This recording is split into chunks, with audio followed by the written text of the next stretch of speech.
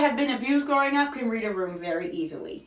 Or we can read emotions. All it is understanding your audience and adapting how you speak and act to the audience. For example, if you enter a room and there's one person, and as I should be, thank you. No, I'm kidding. You guys are my favorite stream people. You are. Everybody else is fucking weird. But if you enter a room and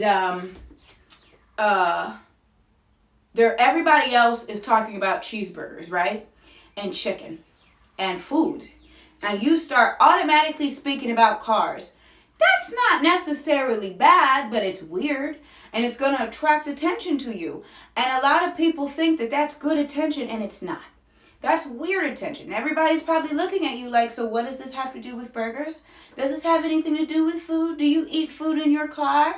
No? Okay. So, if I were you and I wanted to make good friends, and most of the time we don't care about making friends, but if I wanted to make good friends or I wanted to just try to fit in, the first thing you need to do when trying to fit in is read the room. The first thing you need to do that is just shut up and observe. You walk into a room, you walk into a Twitch stream online, and you just observe for like 5 minutes. Not even 5 minutes, depending on, where you are. It could be a minute and a half. Observe people's body language. See if everybody in the crowd is angry. Listen to the speaker. See if you agree with the speaker or not. Listen to the people speaking. See if you agree with them or not.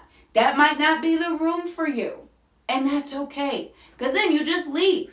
If everybody's talking about food and then you come in and ask for 7-day free trials to try to date the host, that's fucking weird. Pick your spot to jump in. But in order to pick your spot, you have to observe. You have to see.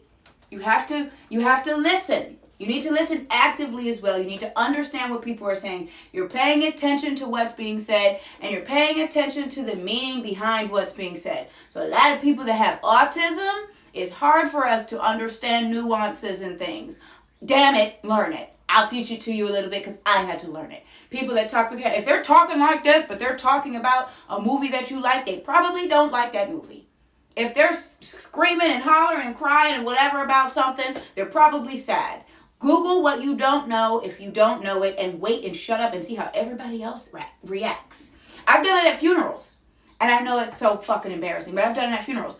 I was the one, I didn't know that I was supposed to really cry a lot, and I was the only one sitting there because my mama said, don't fucking cry, because I was embarrassing her. So I sat there and everybody said I was weird.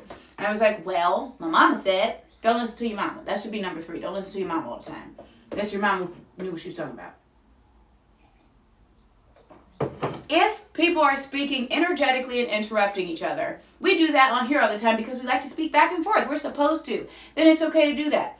If people are just sitting here and their conversation are hushed and formal and we're quiet and it's a quiet area, you don't need to come in there screaming. So you've got to observe. So maybe 5 minutes would be a good thing. We had a guy yesterday, Mr. Weiland. He waited about, I don't know when he came in, but I feel like he waited a little while. And then started speaking. And I love that. First the people, hey, what game is this? Hey, what game is this? Hey. But then sometimes, though, it depends. It depends because sometimes Miss Diamond right here doesn't put up the fucking, doesn't put up the game at all. I don't put the game anywhere.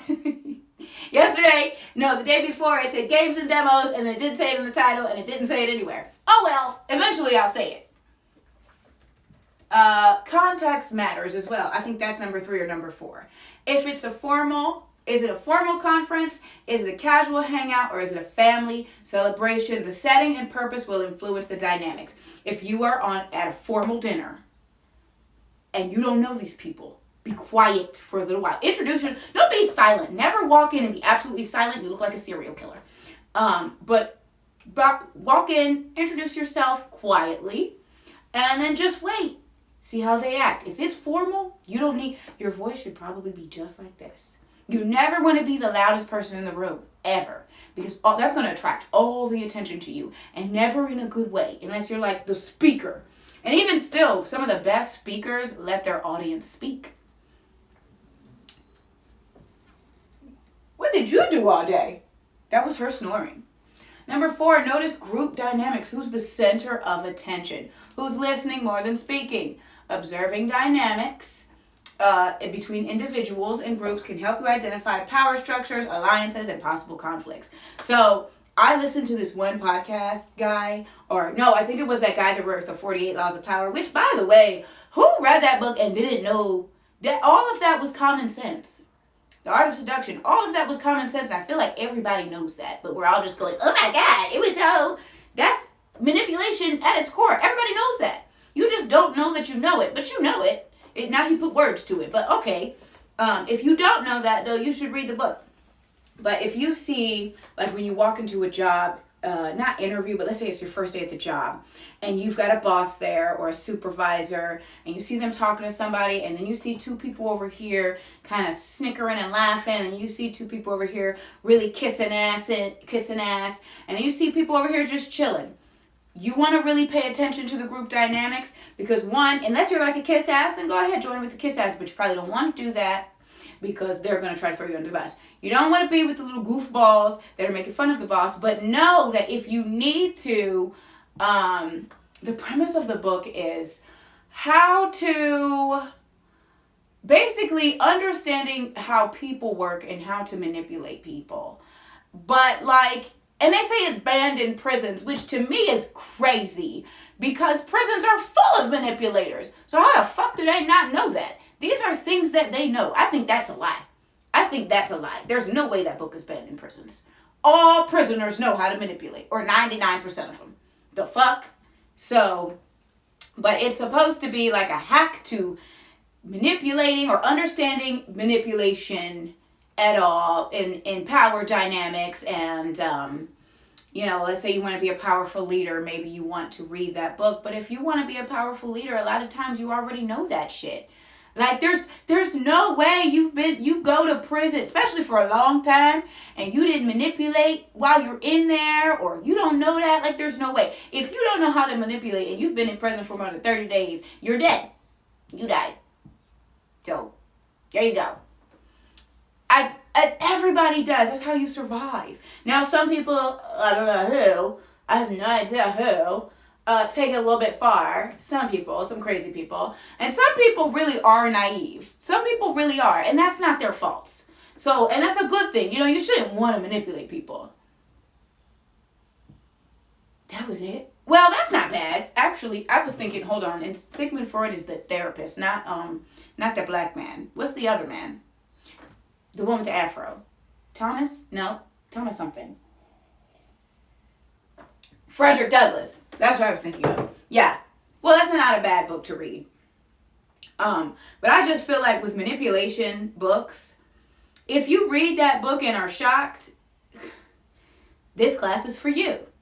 If you read that book and you're not shocked, you don't need me at all. That's it. That's all. I don't, but I do recommend people listening. It is a good book. Like it's written really well. It's really cool to listen to. The Art of Seduction is also pretty cool because people like to put themselves in little boxes. So you can pick which one of those you are and then try it out. But if you aren't that way, you can't force it. So it's like, I don't know. I don't get it. And I know I'm not the smartest cookie in the crumble. So I feel like everybody's lying and they all know it. And they're trying to use the manipulation to make themselves feel smart. Whatever. But if you see people using manipulation and you are in the job group dynamic and you're watching them manipulate the boss or something, you might want to just observe because you want to manipulate those people around you. I mean, you don't want to, but you're going to have to, especially in a job. Adapt your behavior. Once you've assessed the room, adjust your behavior accordingly. If the atmosphere is lively and fun. We'll use twerking for example. I hate people that go into the store screaming, dancing, hollering, run around, dancing, twerking, whatever. And I like twerking. I'm slightly jealous that I don't know how to do it, and maybe that's where it comes from, but whatever. But we'll use that ghetto behavior in a store. That's inappropriate. If you are at a club, a dance, or even in a park, if it's a lively ass fucking park with, people and you're throwing a party and music, go ahead and enjoy it and do your little goofball dances and twerk to your heart's content.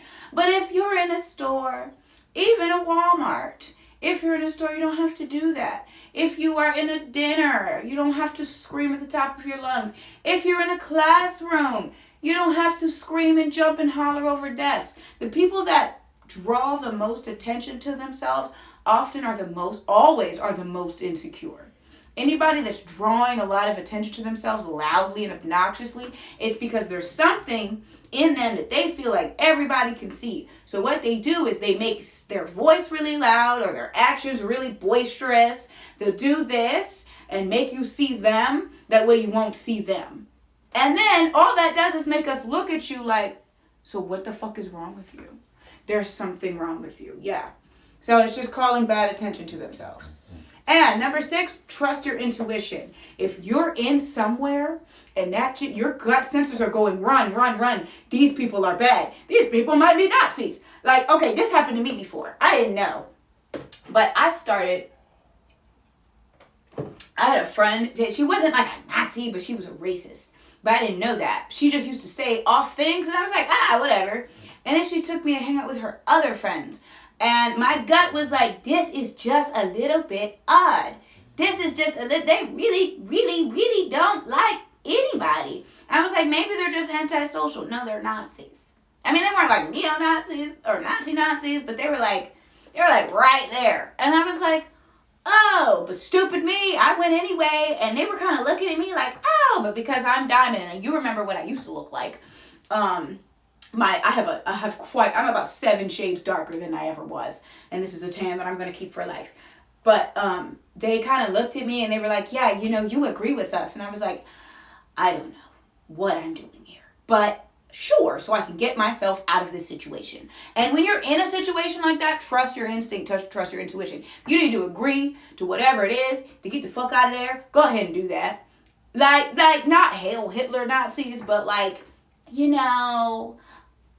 I heard the Holocaust wasn't really those kind of Nazis. Like someone we all know. Like those kind of like, did you know that he actually liked black people? They're not like Nazis, but they're like right there. They were really handsome. Or here's the one that I always hear. And it's sad because it's actually true, but the way it's used is bad. They weren't bad guys. They were young men and boys manipulated by their government to harm people. Yes, that is true. That's horrible. They killed so many people. At any point, they all could have said no. So, hey, but when you start to hear that, you just go, that borderline, like, they're not naive. They know. They're trying not to get in trouble. They're trying not to say too much. And that's why you have to trust your intuition. They try not to say too much. That way, if they do some shit, they can't be called out on it. And they know what they did. They know in their heart. Like, there was this one girl's house I went over. I haven't been around a lot of racists. I always end up in a racist situation. That's why I work with them so well. There's one girl's house I went over, and my mama said she was a racist. And I said, nah, mama. Who's talking? Like, no. This lady, I remember it was years later, and it was like right after college, and I went to her house for something, and she was like, her daughter's name was A, and she was like, A, why? No! And she didn't want me in the house. And my mom was like, she was a racist. And my mom was like, see, I told you she was a racist. But the thing is, she wasn't, all racism comes from ignorance. She didn't have no daddy, and it turned out, as it always fucking happens, she ain't as white as her mama told her she was. And she was, her mama was mad about that. And that same shit happened to another girl who was also, I've been around a lot of racists. Maybe my calling in life is to save the racists. Maybe that's what it is. I've been around a lot. And number 7 is practice empathy. So put yourself in other shoes and understand. Like if you're in a racist room. Because I can sit there, because I've been around them so much, I'll sit there and I understand where it comes from. The one girl, a lot of them are. It's because of who I was and who I am and what I looked like. The one girl, She knew of her dad. She did not like black men because of her dad. And she told me, and she was one of the, not the first people that told me this, because I've heard this growing up, but there's a difference between hard R's and regular black people. And when you hear that, obviously, but also, why are you saying that? Why are you saying that? And she was my complexion now. Like, but that was her natural skin color. And but I understood where it was coming from, because that's just a bunch of pain. Like, you're just sad. You're sad because you don't got no daddy. You're sad because your mom picked wrong. You know, you're just depressed. So then I can help. I mean, back then I wasn't helping. I was feeding all that bullshit. But eventually I started to be like, but why? Like, there's no reason for you to be so hateful. You're so fucking pretty. She was so fucking pretty. And I was like, why are you so pretty and so angry? Like, there was one man, he was just standing at the bank. She was like, I can't stand him. And I was like, what did he do? He's using the wrong one. How do you know? Are you psychic? I'm psychic. And I don't even know. So practice empathy, but don't make it make you stupid. Okay. I feel like we already went where you go wrong. Or went over where you go wrong. Speaking too quickly. Making yourself immediately the center of attention when you don't know what's going on. Asking for 7-day free trials and you don't even know that this is not a dating service. Interrupting people, unless that's the vibe. Like, we do that all the time. That's what it's a back and forth conversation. Everyone not paying attention to the vibe. Everyone's here saying normal shit. Or weird shit, because we're weirdos, but you just throw something out of left field. Like the one guy that's like, I think it's okay to have 17-year-old friends and I'm 62. And that was out of nowhere. And we were like, oh, well, no, I didn't even say, oh, well. I think I went in on that man and I'm repeating the same shit. If you get one answer, and that's my pet peeve, and I try to work on my rage, but I was already rageful. If you get an answer of hell no, or somebody else in the room, other people trying to tell you no, eventually you're going to start getting made fun of if you're in the right room like ours. But if you're in the wrong room, they're going to kick your dumb ass out. Or they're just going to beat the shit out of you, depending on where you are. But if you get no, if you get go away, if you get that's weird, if you get weird looks, and you keep saying the same thing. I think he was like 50-something. And it had turned out, and I understand empathy. You know, it had happened to him when he was young. But it's that fine line of when you decide to cross over into doing the bad thing, and like, you know it's bad, but then you do the bad thing and you're like, no, and you try to justify it, like, no, fucking no, don't be a hoe. That's it for the first part. I don't think you have any questions on reading a room. Just don't be a fucking weirdo. Just all you have to do is observe. Like, we're weird. There's a lot of areas you can go where you're weird. If you need to go somewhere where you want to harass somebody and talk about their titties and ass, right? Go somewhere where you see titties and ass out, and then go somewhere where you see somebody talking about having the titties and ass out regularly. That way you're like, yeah.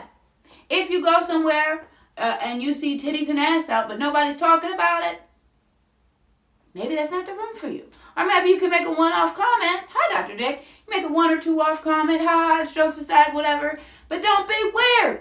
You're not going to date the host. The host could be a serial killer. She could be a succubus that eats people.